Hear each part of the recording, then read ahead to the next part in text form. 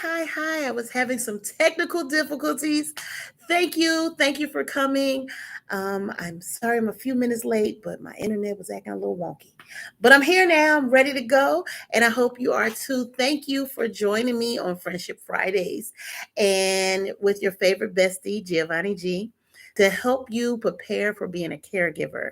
And so, last episode was about having a conversation with your loved ones, just getting the ball started. What are their DNR? Do they have a DNR? Do they want to donate their organs? Do they want to be on life support? Would they like a feeding tube? What happens after death?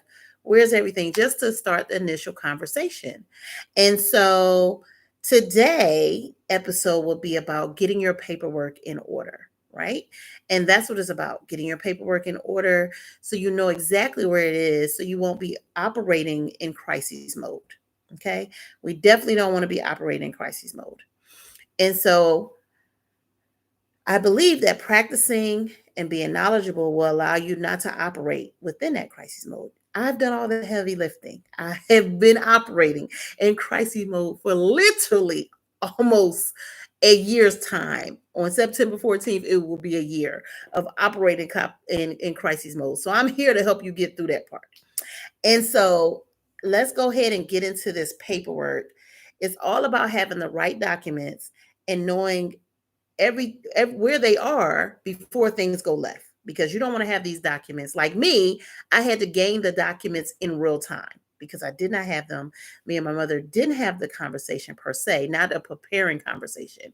All our conversations were simply, hey, you got your paper and work in order? And she would reply yes. I would ask every year, and that was it. I never seen them. I never knew where they were in her home. I never knew what she had, and etc. So definitely don't do like I did. Definitely know exactly where it is and get all up in their business. So if you're going to be a caregiver for someone, whether it's your aging parents, aunt, a uncle, your grandparents, whatever the case may be, you definitely need to know where they store the paperwork. What is it that they have? Read the fine print for them, because they may have signed up for something that just does not apply to them, or it expired, or anything can happen. So just make sure that that is done. So first things first, I would definitely recommend getting an accordion uh, case. Like, it looks like a little file cabinet case, and it has like a rubber band thing on it. I'm sorry I didn't bring it out for show and tell, but it's just like a little organizer, or a shoe box, the plastic shoe boxes that they have in stores. You can use that. Anything, a safe deposit box, anything to store your important papers. Okay, anything that you want to use. I have all three. So, um, like I said, last week's episode was about having the conversation. This week is all about the paperwork. So let's get into it. But before I start, I have a slight disclaimer. I am not an attorney, I am not an accountant, and I'm just giving advice on what I've personally been through, based off of what I've personally been through, as well as others that I've known, family members, friends that's in the same trenches as myself. And I'm just helping you, or those that even help me navigate this new normal. So I'm just giving you that information. No, I'm not an attorney. Always seek an attorney and find out exactly what products are best for you. Okay. All right. So let's roll up our sleeves and get into it. Before you start getting the paperwork in order, like I said, make sure you have this set organizer, whether it's the safe, the container, whatever. So all the paperwork goes in there. Also, whatever paperwork we're going to talk about tonight, make sure you also scan it in, email it to yourself, and back it up in a flash drive, a cloud, or something like that. Because if case is a natural disaster, you gave the power of attorney to someone, they didn't give it back, you always have it. So just make sure that you have that, as well as if you're going to do a power of attorney, you need at least 2 copies of it, just in case one gets lost. Okay. And so, first up, you would need a notarized power of attorney. There's 2 different kinds. Okay. One of them is durable, which is the one that you take and use for financial and assets. That's the one you would take to the bank. That's the one that you would use to purchase or sell the car, purchase or sell their home, um, the Social Security, the pension, all of that. That's the one that you would use for that. The other one is for health directives. So that's the one to stop or start medical treatments or whatever they may need. So with my instance, I had both. Oh yes, also if the person is a veteran, you would get a veteran's power attorney. The only reason I got that in case I needed to treat her, get her treated at the VA. So I just got that just in case. And it's always good to have more than enough than not enough. And so I just have all three just because of the crisis that I was in because I initially had nothing. And when you pay your notary to come in, they'll stamp as many things as you need stamped. So you might as well get it all stamped right then and they'll all have the same date. And then that way you don't open yourself up to get contested if you have other siblings. I'm the only surviving child, so I don't have to worry about battling with a sibling. We are not going to pretend that it doesn't get a little ugly when someone gets sick or dies in the family. I don't know why that dynamic always seems to happen. There's always one. So just to make sure you protect yourself and not have anything contested, make sure that everything has the same notary stamp. That way it's the same time, same day, and etc. For the health directives, like I was saying, my mother, she stopped eating and it was only 2 days, but they were set on doing a feeding tube. And so, because of my grandmother's experience, I knew that's something my mother would not have wanted. And I knew all the things that went with the feeding tube because my grandmother had one, the pulling it out, the infections, the actual operation to get one put in, and all that stuff. So I knew that was something she didn't want, even though we never had that discussion about it. I just knew from her beliefs that's nothing she wanted. So I had my power of attorney and I said no. I ended up having to tell the hospital no 3 times because they still scheduled her. So make sure you carry the power of attorney, you have it in the email so you can pull it up quickly if it's not on your person, because sometimes they're like, oh, even though they have it on file, they'll still do and make whatever medical decision that they want. So just make sure that since you're the advocate for your person, that you have that with you, at least backed up on your phone, and you can be able to get to it in a hurry. With the veterans, like I said, with the veterans POA, you only need that just in case you're taking them to the VA hospital for treatment. It's not a necessity because as long as you have their DD 214, which is the paperwork that you get for honorable discharge, you're good to go and they'll register them and etc. But just so you won't go through any red tape and move how I was moving, I would suggest you have everything. And then that way you won't have to keep bumping your head against some glass for no reason at all. Another thing that you would need is a POD, whether it's for being a caregiver for someone or even if you're for your own self. A POD is a payable on death.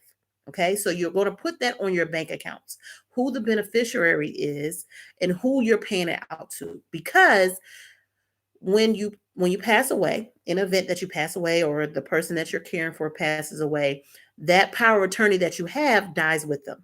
So you cannot use it anymore at the bank once that person dies. So the POD, payable on death, is which will allow you to the money to be released unto you to be able to do what you need to do, the burial, um, the closing of the affairs, all of those things, because the life insurance policy is not a quick cash out. It takes time.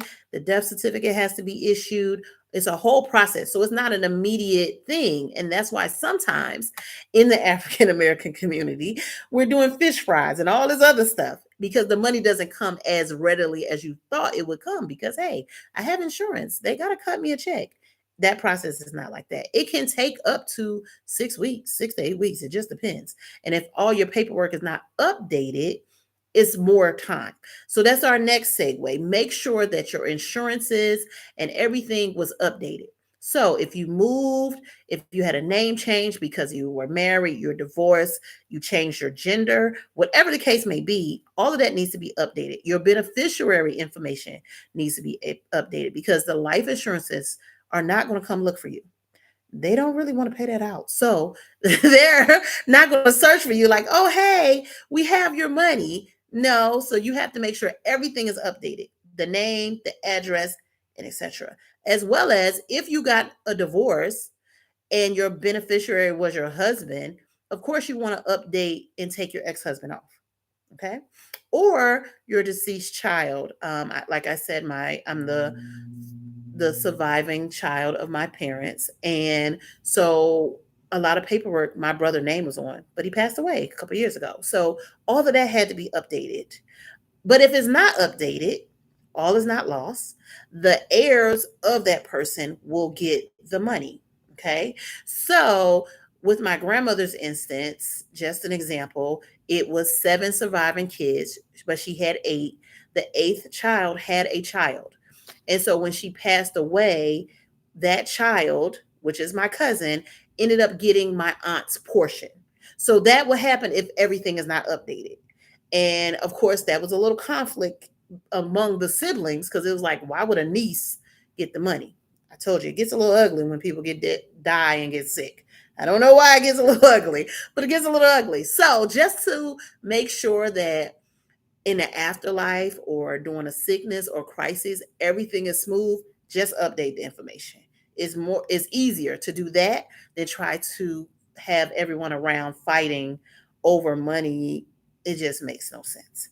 So just update it. Quite simple. Most people think I have a POA, I'm good, but you don't. Like I said, it dies with that person. So just make sure you have the payable upon death, and you also will need a will. We're going to segue into wills and trusts. Like I said, I'm not an attorney, but you're going to also make sure you go to an attorney that specializes in estate planning. Okay.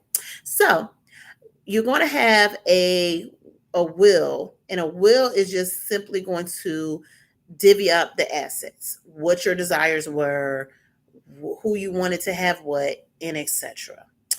And then you will also need to have a trust if you have a lot of assets. A trust allows you to have more control over what you're doing, like after death. So with a trust, you can set up and say, such and such doesn't get the money until they graduate college with a 3.0. So the the money, they won't be allowed to touch it until they graduate from college or trade school, whatever parameters you want to put in for those assets to be released. So that's the difference between a will and a trust. Although you may have a will, you still can end up in probate court. So most people go and get a trust so they won't end up in probate court, or they can kind of control it from the grave, if that makes sense. So you would just, if you don't have a lot of assets and everyone is pretty much chill, like you're not going to have any infighting, a simple will be fine. But your things may go into probate. So, and with the probate process, your loved ones will have to get a lawyer to kind of go up against the state to get the money and the assets divvied back out, and money comes out of the assets to pay off things that way. So, and sometimes that process can be years. So it just depends if everyone in the that's affected by the probate is fighting each other. Just to make it easy, just make sure it's very clear and everyone has an understanding. Like I said, that's why we also need to just have that initial conversation, because if your wishes and desires is to be cremated, you don't want to be after, you don't want, even though it's not you don't have to worry about it, but you don't want it to be simply people fighting because they want to bury you, but your wish was simply cremation, but only one person knew that. So that's why I said make sure you just have that conversation with everybody involved, so no one's upset, no one's um irritated or mad, or all this falling out for no reason, when it doesn't have to be, when you could just have the initial conversation as a family. So a will is also known as a will and last testament. So we're not talking about different things. It's just called different things, but it's all the same name. And it's just simply used to distribute the property and assets after your death. And it can be revocable, meaning it can change or cancel. Be canceled at any time while the person is alive. But once the person dies, it can't be changed. But all of these things can be contested, meaning, oh, I don't feel like they was in a right mind, body, mind, and body when they drew up this will. So you just want to, that's why I said you want to make sure it's very clean and you understand, everyone has the conversation. Then that way it won't be any infighting. So also, make sure you check with your state to see what kind of wills are valid. Some states allow you to have an oral or video will. Technology, you can do that now, or even accept a handwritten will. I would always suggest to get it notarized just so, well, you can't notarize oral or video, but make sure you always have witnesses. Make sure that if you can't get it notarized, you will have witnesses there that are saying that, hey, she was in right mind and body, because you don't want anyone to contest it, because that's what can happen. Oh, she was coerced. Somebody made her give all Big Mama houses to that one niece. No, that's what she wanted to do. So just make sure that you have a witness, but you also have to just look at what your state requires. And that's why you definitely want to go ahead and have an attorney. You can, it's estate plan attorney, and they can do a consultation with you and walk you through what works best for your family. So what else? Oh, your insurances. Okay, so make sure that you have the right insurances.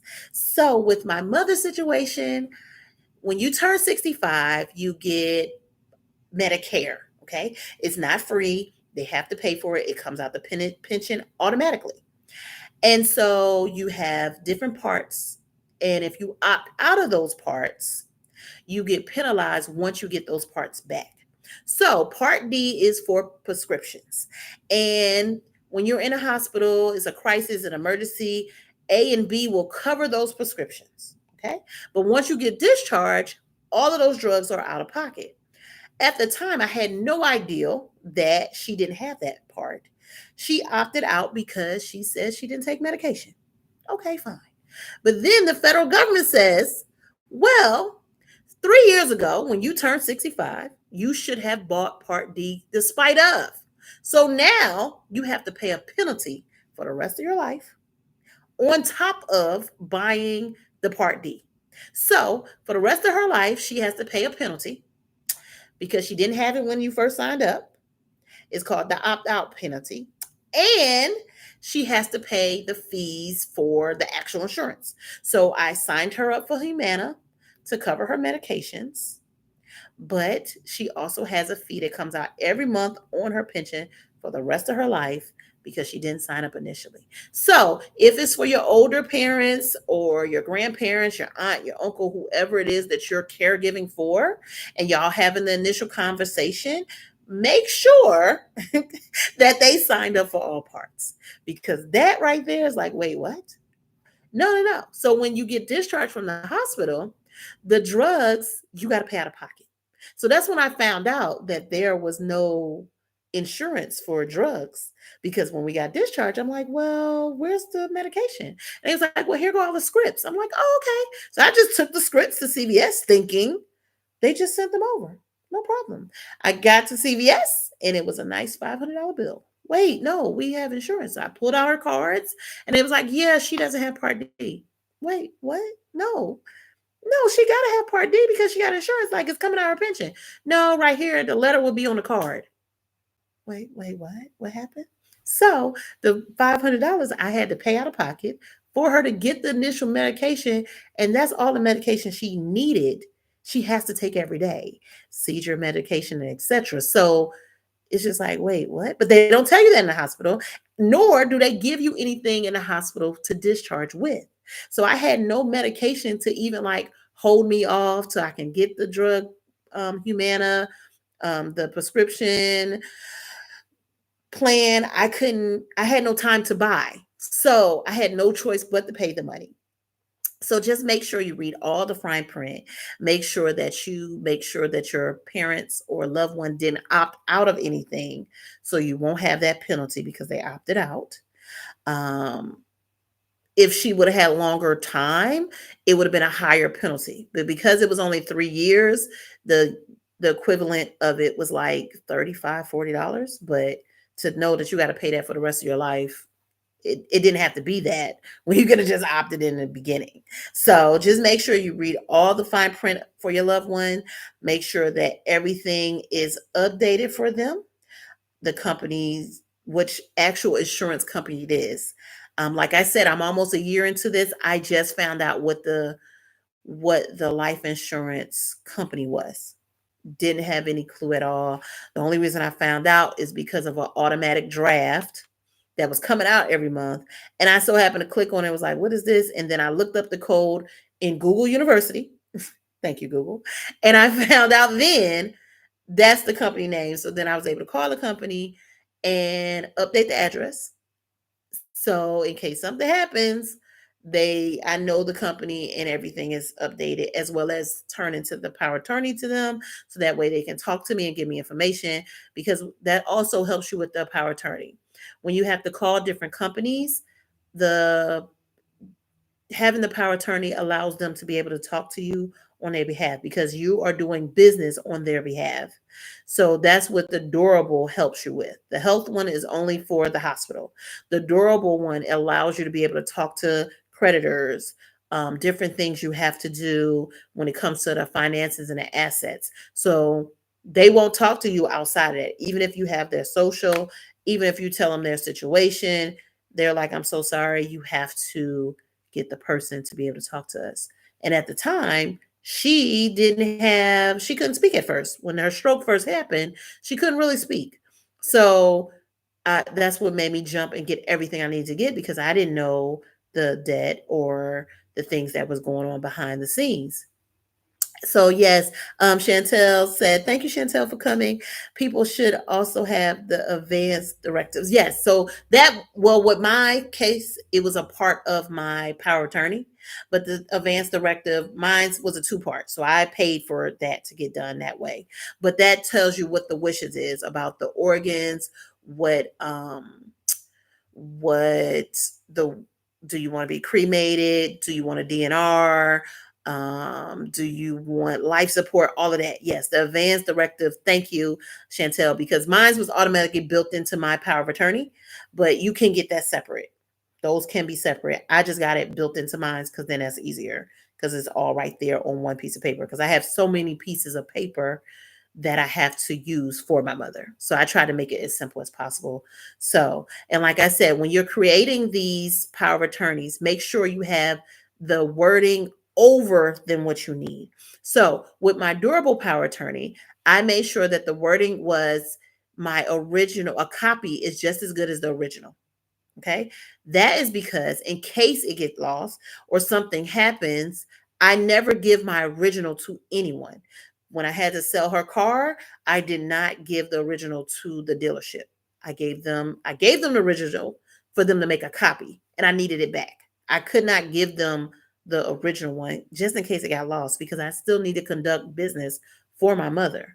So with that, I just made sure, I'm glad that I made sure the wording, and it's right there on the front page, that a copy is just as good as the original.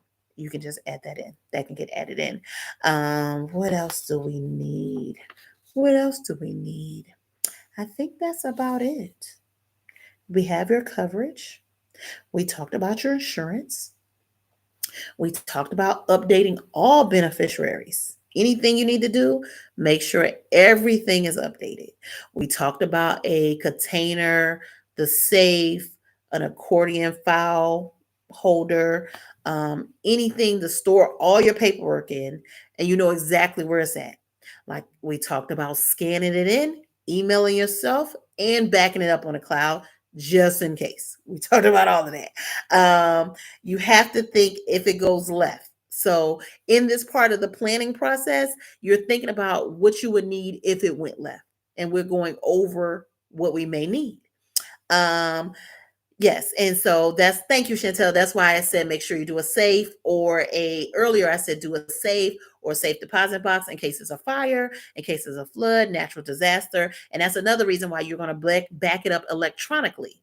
You're going to email it to yourself and put the star, star that email, save it, store it. That way you always have it okay? Because natural disasters happen all the time, fires happen all the time, and you don't want to lose all of that paperwork.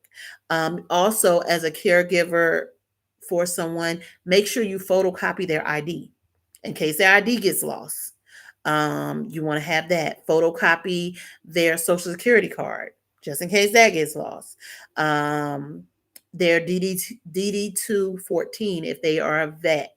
If they're a veteran, you want to go ahead and copy that and upload that as well. So I have a whole folder that I have everything in.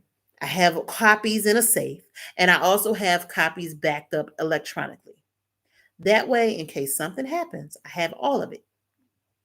And you're just going to make sure that you are just fully prepared with the paperwork. You've read different things. You have made sure that they have updated everything. You have made sure they didn't opt out, because sometimes the older generation, oh, I don't need that. I ain't buying that. I'm opting out. We signing up for that. We signing up for that. And they have different things and products you can buy. You can do, they have long-term care insurance. Long-term care insurance. And we're going to talk about this next week, because our next week episode is Get the Money in Order. Your out-of-pocket costs can be covered by certain insurances that you buy before an incident. So now that my mother has an incident, she can't get any of those things, because the likelihood of her having another incident is higher. So now she doesn't qualify. And even though people has told me, oh, they have pre-existing conditions, they got away with that. No, it's back doors to everything. So make sure that you get it earlier. Even if you're younger, like myself, I'm in my 40s, I'm in my early 40s, get those things. So my kid, who's a teenager, won't have to worry about those things taking care of me.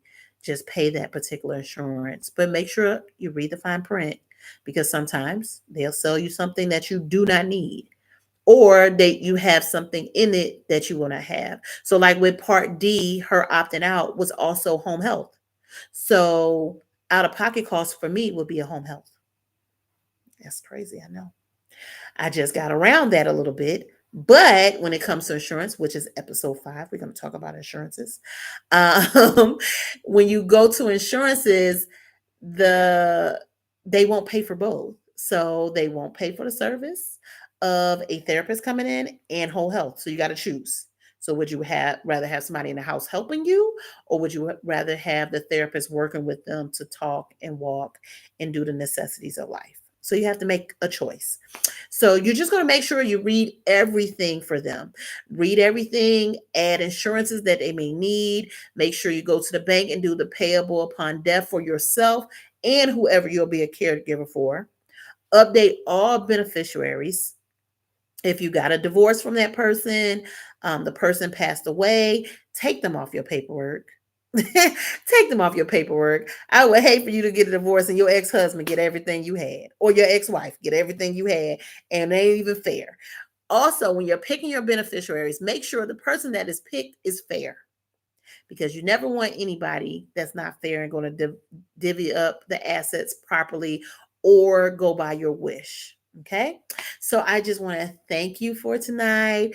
Thank you for getting in chats. Please like, share, subscribe, get into the chats if you have any questions, any suggestions, anything you want to learn. My episodes are created 2 weeks before, so I'm always flipping the episodes or changing them and tweaking them. So if it's something you want to learn, throw it in the chat. You can always message me on Senior Crisis Bestie on all social medias, and just let me know what you may want to learn. Next week, it is Get Your Money in Order, because even though you have health insurance, there's a lot of out-of-pocket costs that they don't tell you about, and they're not going to pay. Your insurance is not going to pay for that.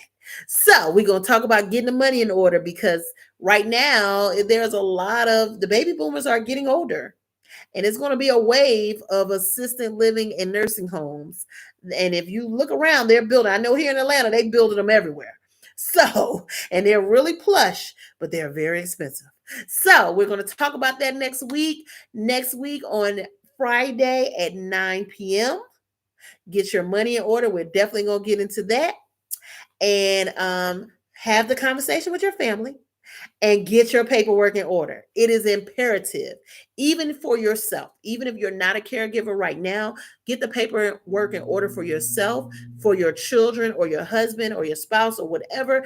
That way, they don't have this stress. This is a different level of stress. So please get your paperwork in order. Thank you for giving me 30 minutes of your time. Y'all have a wonderful night. I'll see y'all next week. Bye.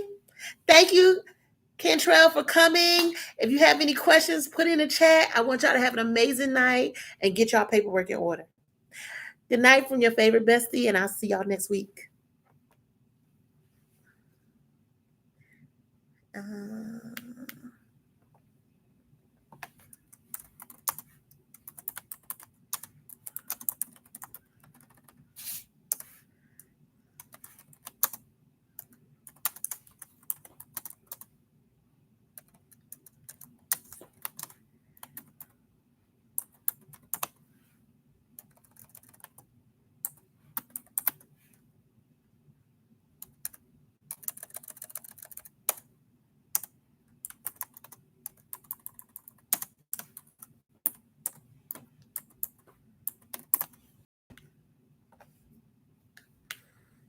Let's see.